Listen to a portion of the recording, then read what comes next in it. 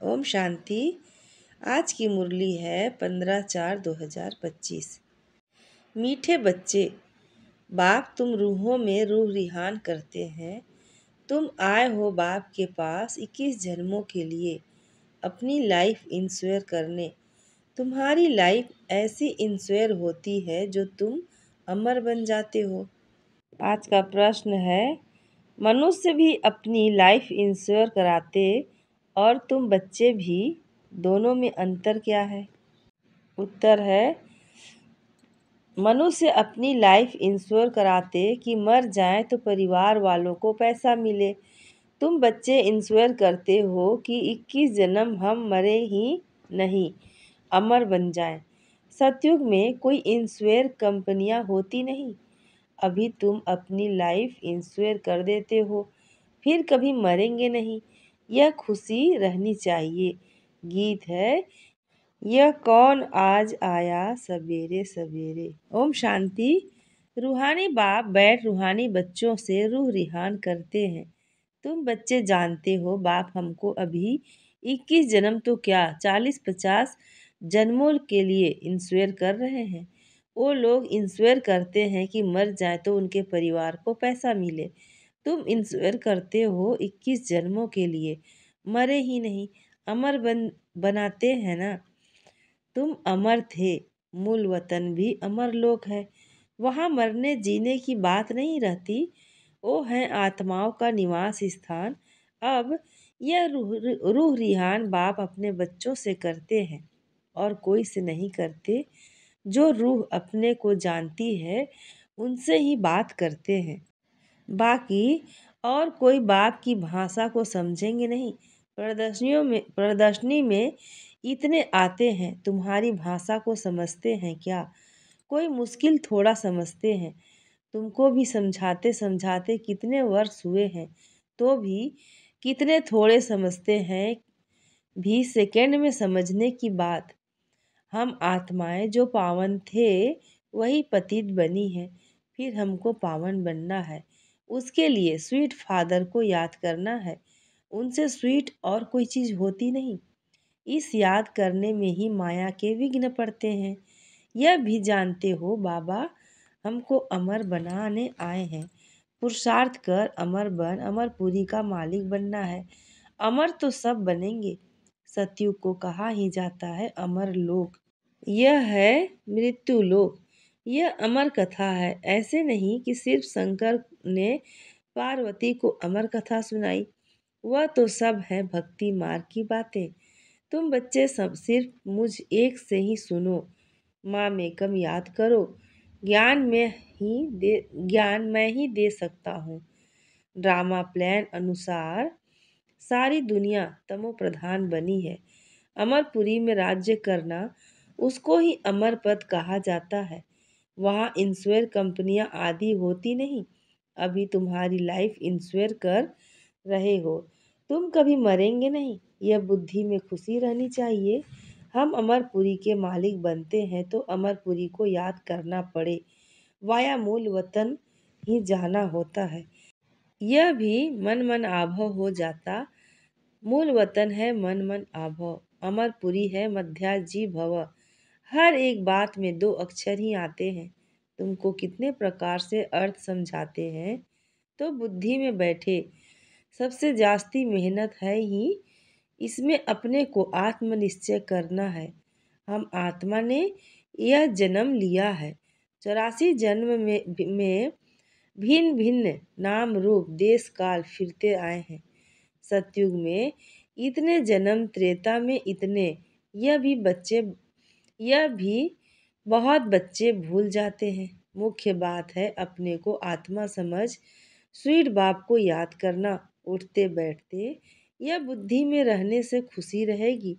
फिर से बाबा आया हुआ है जिसको हम आधा कल्प याद करते थे कि आओ आकर पावन बनाओ। पावन रहते हैं मूल वतन में और अमरपुरी सतयुग में। भक्ति में मनुष्य पुरुषार्थ करते हैं मुक्ति में व कृष्णपुरी में जाने के लिए। मुक्ति कहो अथवा निर्वाण धाम कहो, वानप्रस्थ अक्षर करेक्ट है। वानप्रस्थी तो शहर में ही रहते हैं। सन्यासी लोग तो घर बार छोड़ जंगल में जाते हैं। आजकल के वानप्रस्थियों में कोई दम नहीं है। सन्यासी तो ब्रह्म को भगवान कह देते, ब्रह्म लोक नहीं कहते। अभी तुम बच्चे जानते हो, पुनर्जन्म तो किसका भी बंद नहीं होता। अपना अपना पाठ सब बजाते हैं। आवागमन से कभी छूटना नहीं है। इस समय करोड़ों मनुष्य हैं और यह भी आते रहेंगे और भी आते रहेंगे। इस पुनर् आते रहेंगे, पुनर्जन्म लेते रहेंगे। फिर फर्स्ट फ्लोर खाली होगा। मूल वतन है फर्स्ट फ्लोर, सूक्ष्म वतन है सेकंड फ्लोर, यह है थर्ड फ्लोर, अथवा इनको ग्राउंड फ्लोर कहो। दूसरा कोई फ्लोर है नहीं। वह समझते हैं स्टार स्टार्स में भी दुनिया है, ऐसे है नहीं। फर्स्ट फ्लोर में आत्माएं रहती हैं, बाकी मनुष्यों के लिए तो यह दुनिया है। तुम बेहद के वैरागी बच्चे हो। तुम्हें इन पुरानी दुनिया में रहते हुए भी इन आँखों से सब कुछ देखते हुए नहीं देखना है। यह है मुख्य पुरुषार्थ, क्योंकि यह सब खत्म हो जाएगा। ऐसे नहीं कि संसार बना ही नहीं है, बना हुआ है, परंतु उनसे वैराग्य हो जाता, अर्थात सारी पुरानी दुनिया से वैराग्य। भक्ति, ज्ञान और वैराग्य। भक्ति के बाद है ज्ञान, फिर भक्ति का वैराग्य हो जाता।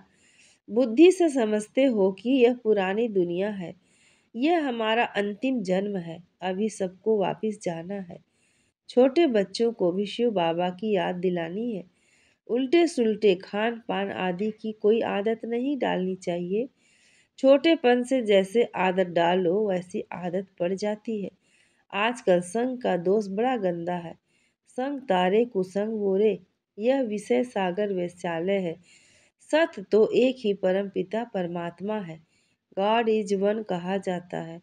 वह आकर सत्य बात समझाते हैं। बाप कहते हैं, हे रूहानी बच्चों, मैं तुम्हारा बाप तुमसे रूह रिहान कर रहा हूँ।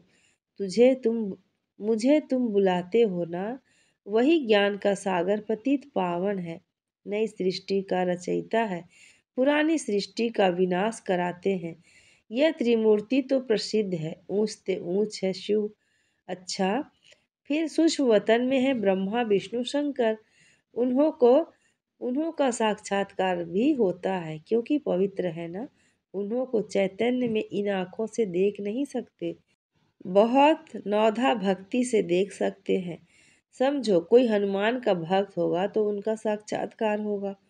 शिव के भक्त को तो झूठ बताया गया है कि परमात्मा अखंड ज्योति स्वरूप है। बाप कहते हैं, मैं तो इतनी छोटी सी बिंदी हूँ। वह कहते अखंड ज्योति स्वरूप अर्जुन को दिखाया। उसने कहा, बस मैं सहन नहीं कर सकता हूँ। उनको दीदार हुआ तो यह गीता में लिखा हुआ है, मनुष्य समझते हैं अखंड ज्योति का साक्षात्कार हुआ। अब बाप कहते हैं, यह सब भक्ति मार्ग की बातें दिल खुश करने की है। मैं तो कहता ही नहीं हूँ कि मैं अखंड ज्योति स्वरूप हूँ। जैसे बिंदी मिसल तुम्हारी आत्मा है, वैसे मैं हूँ। जैसे तुम ड्रामा के बंधन में हो, वैसे मैं भी ड्रामा के बंधन में बंधा हुआ हूँ। सब आत्माओं को अपना अपना पाठ मिला हुआ है। पुनर्जन्म तो सबको लेना ही है, नंबरवार सबको आना ही है। पहले नंबर वाला फिर नीचे जाता है। कितनी बातें बाप समझाते हैं। यह समझाया है कि सृष्टि रूपी चक्र फिरता रहता है। जैसे दिन के बाद रात आती है, वैसे कलयुग के बाद सतयुग, फिर त्रेता, फिर संगम युग आता है। संगम पर ही बाप चेंज करते हैं। जो सतो प्रधान थे, अब वही तमो प्रधान बने हैं, वही फिर सतो प्रधान बनेंगे। बुलाते भी हैं, हे पतित पावन आओ। तो अब बाप कहते हैं, मन मन आभो, मैं आत्मा हूँ, मुझे बाप को याद करना है। यह अर्थार्थ रीति कोई मुश्किल समझते हैं। हम आत्माओं का बाप कितना मीठा है। आत्मा ही मीठी है ना। शरीर तो खत्म हो जाता है, फिर उनकी आत्मा को बुलाते हैं। प्यार तो आत्मा से ही होता है ना। संस्कार आत्मा में रहते हैं, आत्मा ही पढ़ती सुनती है। देह तो खत्म हो जाती है, मैं आत्मा अमर हूँ, फिर तुम मेरे लिए रोते क्यों हो? यह तो देह अभिमान है ना। तुम्हारा देह में प्यार है, होना चाहिए आत्मा में प्यार। अविनाशी चीज में प्यार होना चाहिए। विनाशी चीज में प्यार होने से ही लड़ते झगड़ते हैं। सत्युग में है देही अभिमानी, इसलिए खुशी से एक शरीर छोड़ दूसरा लेते हैं। रोना पीटना कुछ भी नहीं होता। तुम बच्चों को अपनी आत्म अभिमानी अवस्था बनाने के लिए बहुत प्रैक्टिस करनी है। मैं आत्मा हूँ, अपने भाई आत्मा को बाप का संदेश सुनाता हूँ। हमारा भाई बहन, हमारा भाई इन ऑर्गन्स द्वारा सुनता है। ऐसी अवस्था जमाओ। बाप को याद करते रहो तो विकर्म विनाश होते रहेंगे। खुद को भी आत्मा समझो, उनको भी आत्मा समझो, तब पक्की आदत हो जाएंगे। यह है गुप्त मेहनत। अंतर्मुख हो, इस अवस्था को पक्का करना है। जितना समय निकाल सको उतना समय लगाओ, इसमें लगाओ। 8 घंटा तो धंधा आदि भल करो, नींद भी करो, बाकी इसमें लगाओ। 8 घंटा तक पहुंचना है। अब तुमको बहुत खुशी रहेगी। पतित पावन बाप कहते हैं, मुझे याद करो तो तुम्हारे विकर्म विनाश हो। ज्ञान तुमको अभी ही संगम पर मिलता है। महिमा सारी इस संगम युग की है, जबकि बाप बैठ तुमको ज्ञान समझाते हैं। इसमें सूक्ष्म कोई बात नहीं। यह जो तुम लिखते हो, यह सब खत्म हो जाएंगे। नोट भी इसलिए करते हैं तो पॉइंट्स नोट करने से याद रहेगी। कोई की बुद्धि तीखी होती है तो बुद्धि में याद रहती है। नंबरवार तो है ना। मुख्य बात बाप को याद करना है और सृष्टि चक्र को याद करना है। कोई विकर्म नहीं करना है। गृहस्थ व्यवहार में भी रहना है। पवित्र जरूर बनना है। कोई गंद ख्यालात वाले बच्चे समझते हैं हमको यह फलानी बहुत अच्छी लगती है, इनसे हम गंधर्वी विवाह कर ले। परंतु यह गंधर्वी विवाह तो तब कराते हैं जबकि मित्र संबंधी आदि बहुत तंग करते हैं, तो उनको बचाने लिए। ऐसे थोड़े ही सब कहेंगे कि हम गंधर्वी विवाह करेंगे। यह कभी रह नहीं सकेंगे, वह कभी रह नहीं सकेंगे। पहले दिन ही जाकर गटर में पड़ेंगे। नाम रूप में दिल लग जाती है तो बड़ी खराब बात है। गंधर्वी विवाह करना कोई मासी का घर नहीं है। एक दो से दिल लगी तो कह देते गंधर्वी विवाह करें। इसमें संबंधियों को बड़ा खबरदार रहना चाहिए, समझना चाहिए यह बच्चे काम के नहीं। जिससे दिल लगी है उससे हटा देना चाहिए, नहीं तो बातें करते रहेंगे। इस सभा में बड़ी खबरदारी रखनी होती है। आगे चल बड़े कायदेशीर सभा लगेगी। ऐसे ऐसे ख्यालात वाले को आने नहीं देंगे। जो बच्चे रूहानी सर्विस पर तत्पर रहते हैं, जो योग में रहकर सर्विस करते हैं, वही सतयुगी राजधानी स्थापन करने में मददगार बनते हैं। सर्विसेबल बच्चों को बाप का डायरेक्शन है। आराम हराम है। जो बहुत सर्विस करते हैं वह जरूर राजा रानी बनेंगे। जो जो मेहनत करते हैं, आप सामान बनाते हैं, उनमें ताकत भी रहती है। स्थापना तो ड्रामा अनुसार होना ही है। अच्छी रीति सब पॉइंट्स धारण कर फिर सर्विस में लग जाना चाहिए। आराम भी हराम है। सर्विस ही सर्विस, तब ऊंच पद पाएंगे। बादल आए और रिफ्रेश होकर गए सर्विस पर। सर्विस तो तुम्हारी बहुत निकलेगी।